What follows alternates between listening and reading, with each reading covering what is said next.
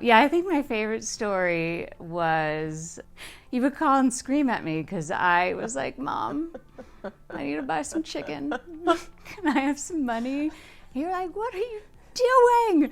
I think I drove you crazy because I didn't pay attention to my spending. I was living in San Francisco. I wasn't making, I mean, I was making enough money to live, but like half my paycheck went to rent. And then. But Erin, you're overspending on things like coffee.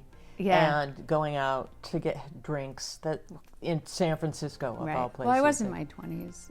You were in your 20s, but I wasn't bailing you out. I'm a financial planner. And it was funny because I'm using your story with all my clients. I do, I'm telling them everything about how bad you are with money. I was like, oh, great. So yeah, so I knew nothing on finance when I started, which is hilarious because why would I do this if I'm was pretty bad myself, and so that kind of got in the way of like, should I really be doing this? But actually that is a strength of yours, because your history going into meetings, telling the clients that you had these issues and debt and all that stuff, I think it was, I think it helps them understand that many of us can get into those kind of situations. Right, and I mean, I use it a lot in stories. If I can see someone's feeling a little bit of shame or guilt around maybe something they've purchased, or they haven't saved enough, or they don't feel like they have enough money, I like to share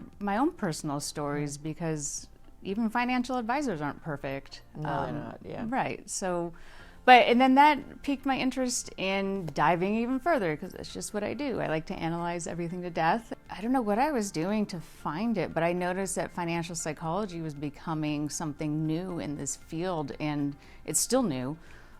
Because the CFP of the past never addressed psychological issues, and yet I knew that they were ingrained in the clients that we worked with.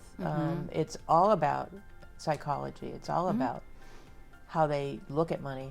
And then when you look at the brain and just how it works, we're not wired as humans to save. It's much more, so if you think about tribal communities back hundreds of centuries ago, you had to share all your food, everything that you had to share it with your tribe. Hoarding everything would get you killed or get you kicked out. And so it's our minds are wired to be like that. So it's incredibly difficult to overcome that and even to understand it. So what started out as this is a really interesting topic, what I really want to do is figure out myself. So I wanted to figure out why I was like the way I was. The more I can understand about myself, the more I can relate stories to situations that I see in meetings and talk to people more openly and understand them at a better, deeper level.